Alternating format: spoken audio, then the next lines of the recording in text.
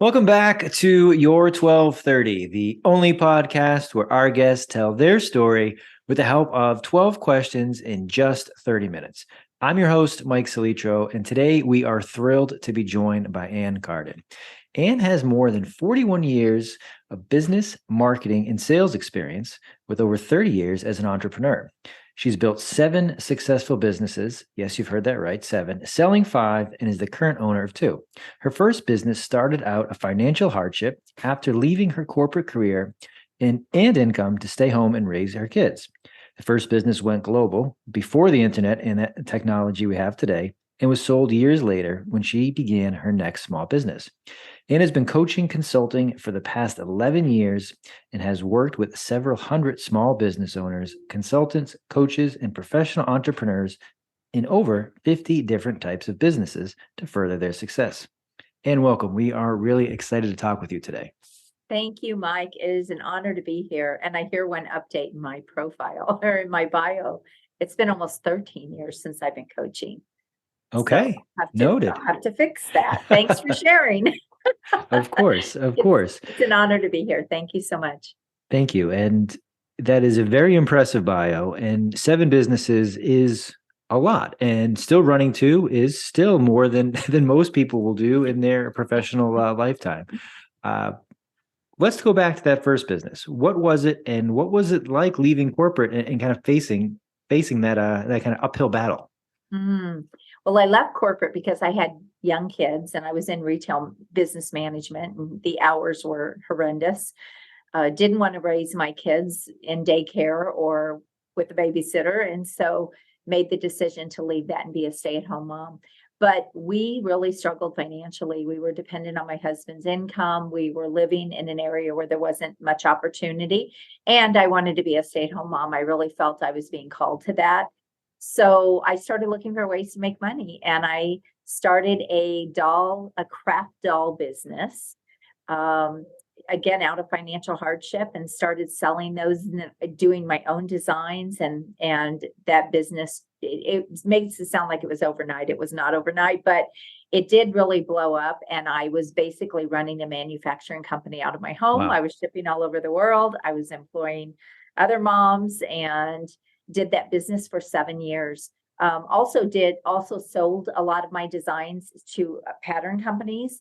And so they were selling my dolls. And it was really interesting. My husband just told me yesterday he had gone to some sort of a show over the weekend, and he said, I could swear I saw some of your dolls that somebody had on a table. And I said, are you kidding me? Because I've been out of that business for 20 plus years. I said, well, I'm sure my patterns are probably still out there. So yeah, very interesting.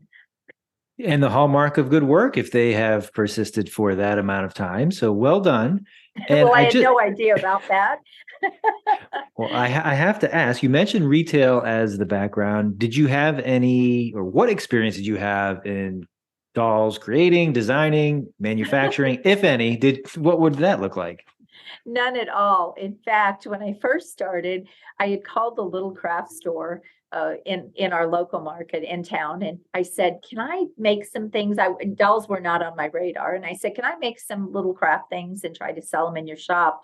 And she said, "Sure." And so I made up a few things and took them in there, but after 2 weeks, they didn't sell. So I said, "What is selling?"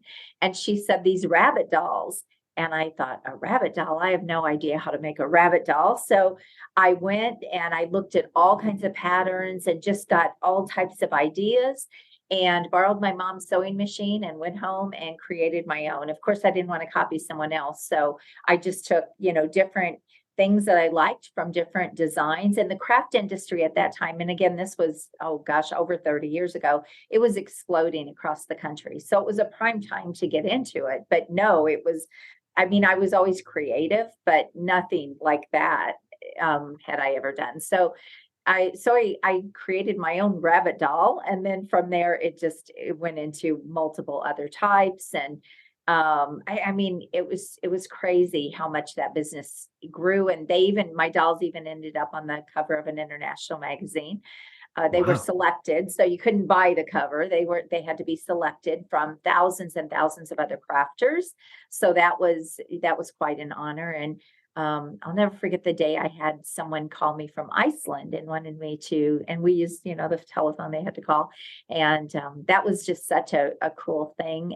And from there, and I was all over the country in different stores, and yeah, so That's a fantastic story and a very exciting beginning, especially knowing this is the first of 7 businesses. So yes. nicely done. You mentioned now 13 years of coaching others, and we'll get to the in between. But in working with businesses today from where you started, what parallels do you draw from those leaving corporate to starting their own thing, or those that might even be dragging their feet? How are you helping them kind of take that first step, and how are you using your past successes in those conversations? Yeah. So when I sold 5 previous businesses. And when I came into the coaching and consulting space, it was completely different. And at first I was doing things locally. So I was running around into people's businesses but then I came online, and that was a whole different thing. And so after investing just literally a fortune, I mean, hundreds of thousands of dollars into really understanding how to build my coaching and consulting business in a way that it could get me to the goals that I had. I realized there were a lot of gaps in the market, and there were a lot of strategies that didn't serve people in the way that I felt they could be served. So what I love to do is help people not go down the path of you need a certification, or you need to invest in some kind of a coaching organization or something. Take what you're already really good at. Take your expertise, your experience, your knowledge, and your skills, and build your business around that. And then all you have to do is learn how to build the business, how to market, how to sell, all the other things that go on with business. But if you have to learn how to do your thing too, and you're not that confident and you've never done it, that can take years to even get off the ground. The other thing I see is a lot of experts, a lot of people that have all this, I call it career collateral. They come from corporate, from a background, and they have this amazing experience, but they fall into, I think I'll sell a membership for $97, or I'll sell a little bitty program for $3,500 or $5,000. And what I have found is they are grossly undervaluing their expertise, and they are selling themselves so short. There's such a need in the market for true experts, and they're putting themselves in the bucket, to me, with people that are not experienced, don't really know what they're doing. And it's because they don't know any different. Haven't had the exposure to what they could be potentially doing. So I think about one of my clients was coming from corporate. She was getting ready to retire, and she wanted to be a consultant. And we put together a $200,000 starting offer for her because of what she did and who she was going to target. That made sense. If she would have tried to do something low tickets, put people in a Facebook group, or sell something for $3,500 or $5,000 or even $10,000, she would have been not only just leaving a fortune on the table, her market would have missed out on really being able to utilize her expertise and in the way that she could provide. And so it's not serving the market, and it's also not serving the coach or the consultant. So I kind of pushed back with all of that. And that's why I wrote my book. Well, I had an idea that I was going to need to scrap any pre-planned questions or any ideas I had for the interview, because you were going to take me to places where I'd have plenty of follow-up questions and plenty of interesting stories to share. And we are already there. So the first, I'll just say, I love how you start with not going after certifications, because I joke that, we all do what we do in our day job, but we really should just be in that business where we sell courses for people interested in getting letters behind their names with their little diplomas to hang up in their cubicles, because that's where it's unbelievable, that industry. But joke aside, you mentioned true experts and being able to have product services to the market that are properly evaluated, or that compensate them for what they are providing. Yes. So both sides of that kind of equation, the true experts, because there are some out there that don't rise to the level, we'll say, and then the valuation of the pricing piece. How can those first time or even second, third time providing a service, providing a product to the market, how can they determine what that proper value is or what the proper pricing structure should be? Yeah, I mean, in most cases, they're going to need to get some help because it's very difficult to do this on your own. That's just the truth of it. Also, there's the mindset piece because if you don't, first of all, there's moving parts. You can't just say this is going to be the price. There are certain ways that you have to market it, certain ways you have to package that offer, certain ways that you have to sell it, and you have to understand your market. There's a lot of moving parts to this. It's not as easy as, oh, I think I want to charge $100,000 or $200,000. Let me see if someone will pay me that. It doesn't work that way. There's positioning in the marketplace. People have to be able to see that you're truly an expert, and that they have to have the outside perception. So when they look at you and your brand and what you're selling, it all has to make sense. The pricing has to make sense for the buyer. So the value has to be there. The perceived value has to be there. So when I like to use the example of a Lamborghini versus a cheap used car. If your brand looks and your brand and even your message, and how you package your offers, if that looks like the cheap used car, you cannot get Lamborghini prices. You just can't. And so those are the fundamental pieces that have to be in place first. But then you also have to understand what would the market pay for this, and you have to go after a certain type of market to match your pricing. You cannot sell a $200,000 offer to a startup company that has no funding, right? It's not going to happen. And so you have to also really understand who are those premium buyers? How can I establish the high perceived value in my offer?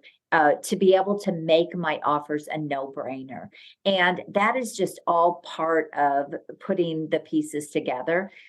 Mike, most people don't really know how to do it. I didn't even really know how to do it. It took me a lot of investing and a lot of people working with a lot of different people to try to figure this out and try to really understand it. Well, now I've helped, hundreds of people do this in their business, but it's not easy. It isn't, because here's the thing. People don't understand the value they can bring to the market. They do not understand their own value. And when I'm talking about their own value, I'm talking about experience, knowledge, skills. They don't even understand what that is to someone else because we're so close to it and we're so used to it. Take someone coming from technology, for example. It's easy peasy to them. They think everyone should know how to do what they do, and they don't even look at it as a skill set that's highly, highly valuable to the market.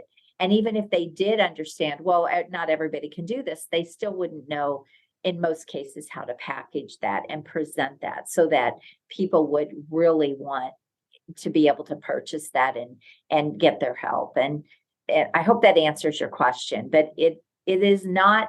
Part of the problem with the industry is there's too much one size fits all, put people in a box, too much cookie cutter. And one of my things is get paid what you deserve. And when I say what you deserve, that is based on the value you're bringing to the market. It's not what I hear all the time. It makes me a bit crazy. Get paid what you're worth. Get paid what you're worth. You're worth way more than anybody could pay you, right? So to me, that's the wrong language. Get paid what your services are worth. Get paid what the value of your expertise is worth. So I like to change that language a bit. That's a great way to reframe it, and that's a wonderful answer as a whole. So thank you very much for walking us through that. One of the kind of related topics that we had briefly talked about when we first connected that I think kind of goes hand in hand here, and you mentioned in some of your notes as we were preparing, never sell again and skyrocket sales. So when you mentioned the Lamborghini and the used car, I've had this conversation with a lot of people in this space, and it's generally not the services or the product that, and we've hit on it today, that is lacking. It is the packaging or they've got a great product. It's wrapped up in a used car and it's tough to get to that Lamborghini. So it's the sales and marketing that needs help. So how can people, quote unquote, never sell again and, help them make more sales? What do you mean when you say that?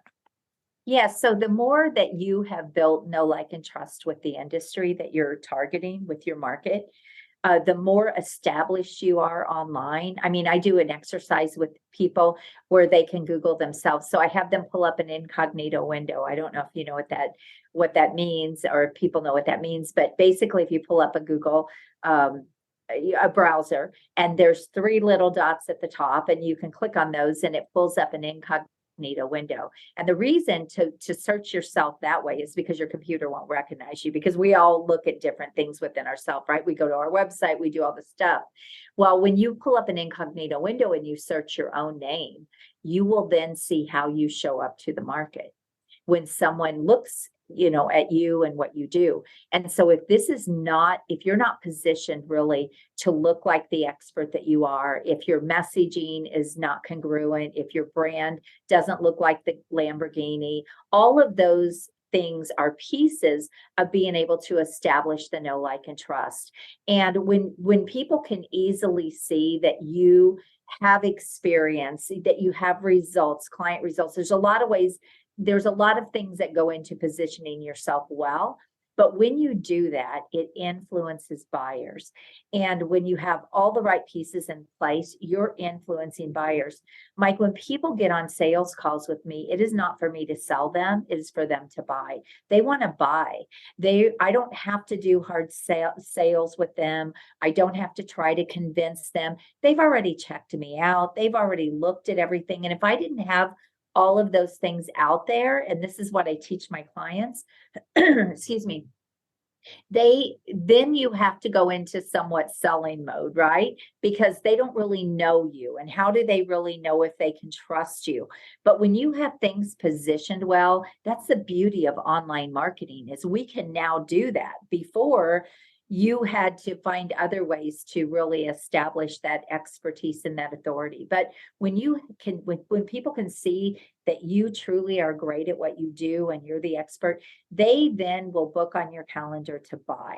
And then you really just don't have to sell them at all. You just talk about what their needs are. Can you help them? Show them how you can help them, what you will take them through to help them.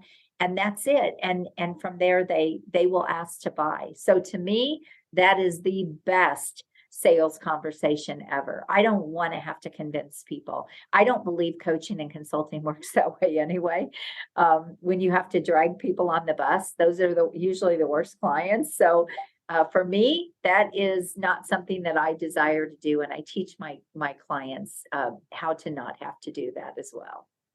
That is such a fascinating answer, and a fantastic one from the start. First, start where your potential client journey begins. Look up what they're seeing, because they are going, as you're right, before they get to speak to you, they are looking everywhere, everything that you've posted, they want to see. Where is it? How you're positioning yourself?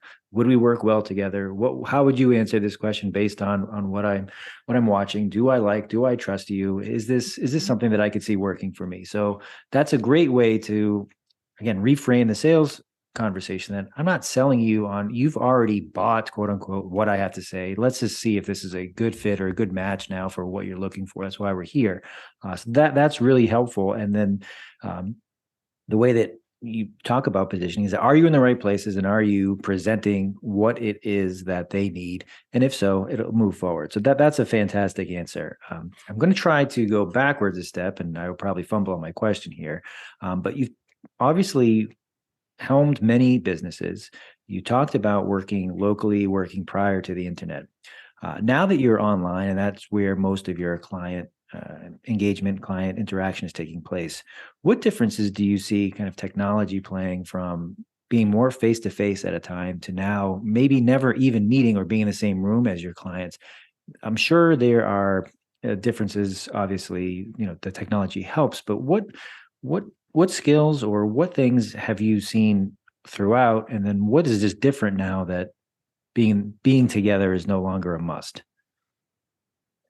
Well, when I worked in my coaching and consulting business locally, I quickly realized I didn't want to run around into people's businesses, because at that time I was working with small businesses.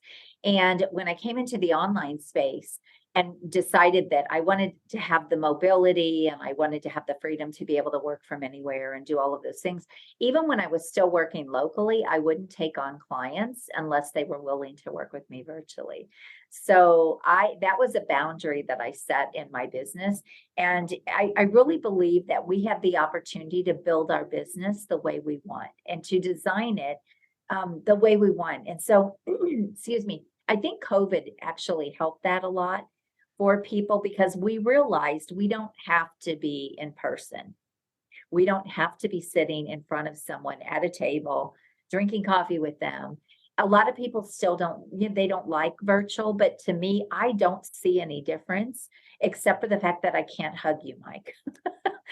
You can't hug the people, right? But outside of that, I just don't see a difference. So I personally feel like people are missing out if they're not doing both.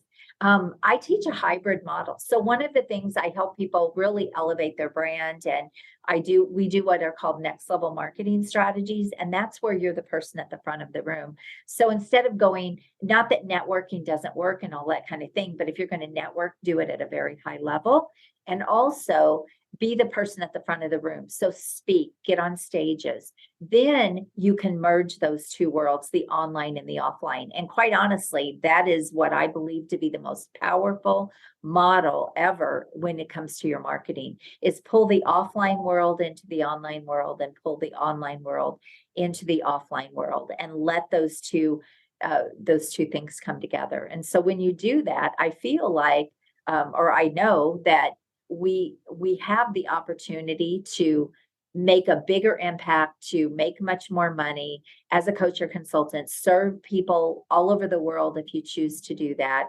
And, the statistics show that coaches and consultants that work on a global level, or let me say nationally, coaches and consultants that work nationally make 200 to 500% more annually than local coaches. So that right there says a lot about, how to utilize these tools and how to really do that online. Did that answer your question? I'm not sure if it did, but. Well, seeing how poorly worded the question was, that is a great answer. So yes, thank you for that. And yeah, the points that I take from that are that if you can establish a coaching practice, consulting practice that is set up in a way to rely on virtual, you can not only 2 to 5x what you are bringing in as far as revenue, but you also can reach a much broader audience, and you don't have to rely on being the same place. That there are more important things is part of that engagement. You can have the 99% of what was being done in the same room can be done virtually. And the second piece of that I think you mentioned is that goes back to what we talked about up front, is knowing what your value is, knowing which clients can use your expertise and how you can leverage a one size fits all, but a tailored solution for them based on your experience and based on the relationship that can be developed between the two of you. So I think that's a wonderful answer. Yes, you did a great job given the rambling question. Well, and I started to say too, I think COVID helped that a lot because now people are used to being virtual. When I first did it, it was a little trickier to get business owners to want to coach with me virtually. But, now I think that's really been opened up. And even from a corporate standpoint, a lot of corporate training now and corporate coaching is done online.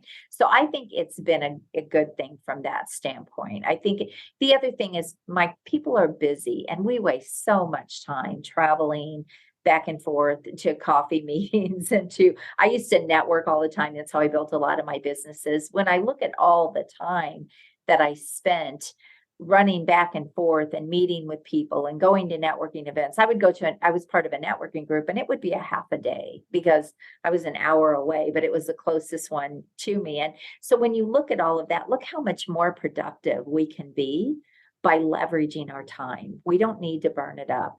And that doesn't mean you don't ever get in front of people or you don't ever do anything locally or in person. I have events that I run in person where I get my clients together, luxury retreats. And so I still do those things, but we don't need to do that all the time. And I think I'm actually very glad to see it change because people spend way too much time in their businesses anyway, in my opinion.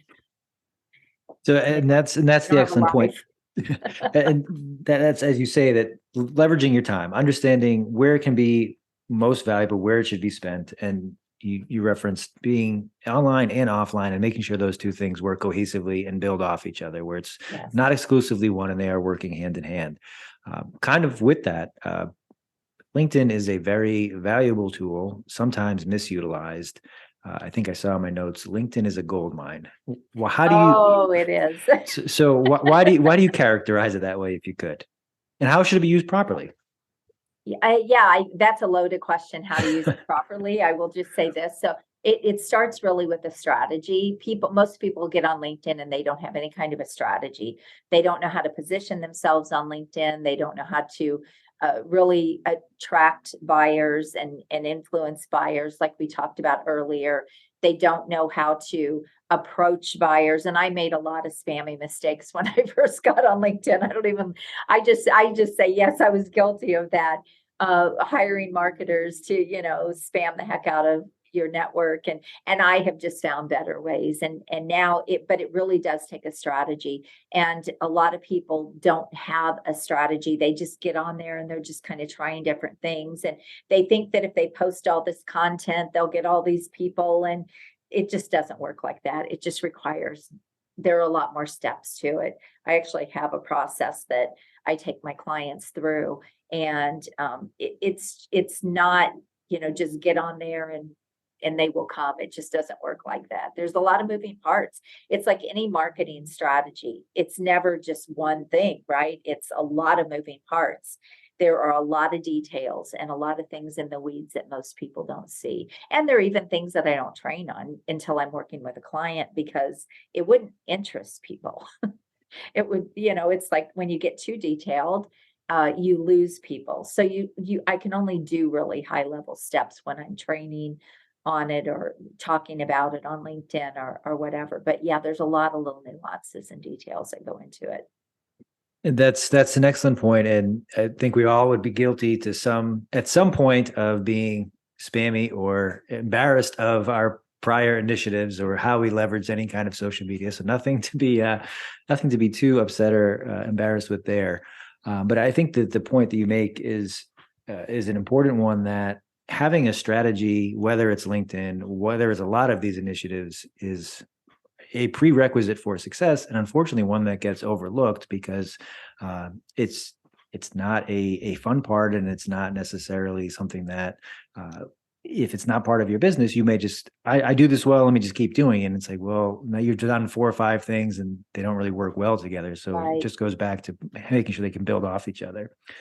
So I think that's a great starting point with whether it's LinkedIn or any of the things that we've discussed.